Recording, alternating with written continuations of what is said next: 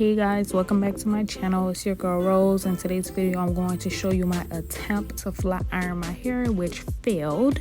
So if you're interested, then keep on watching. So with this one I used a Revlon styler flat iron. These are ceramic plates.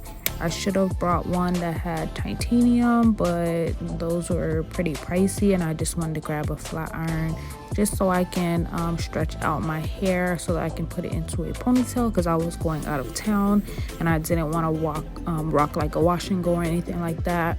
So that flat iron is meant for you to have volume, because it does have those little brush attachments on it which cannot be removed, so that you can give your hair some volume as you flat iron it.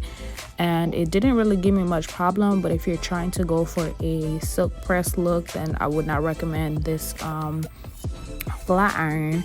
My ends were super puffy at the end and my hair still looked like it was blow dried, so this was really a fail in my opinion.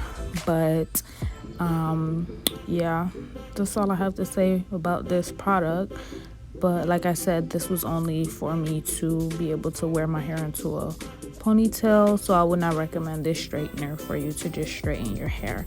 So just keep on watching, as you will see towards the end of why I called it a fail.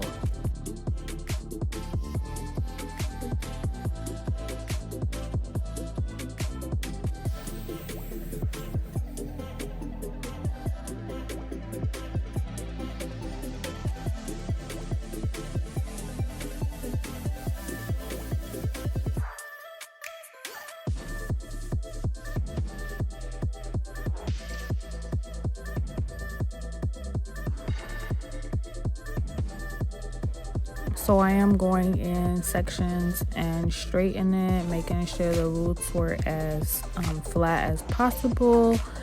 But like, this was a huge fail, y'all. Like this was a huge fail trying to straighten my hair by myself. I should have used the comb chase method, but honestly I was just flat ironing my hair so that I can stretch it to put it into a ponytail.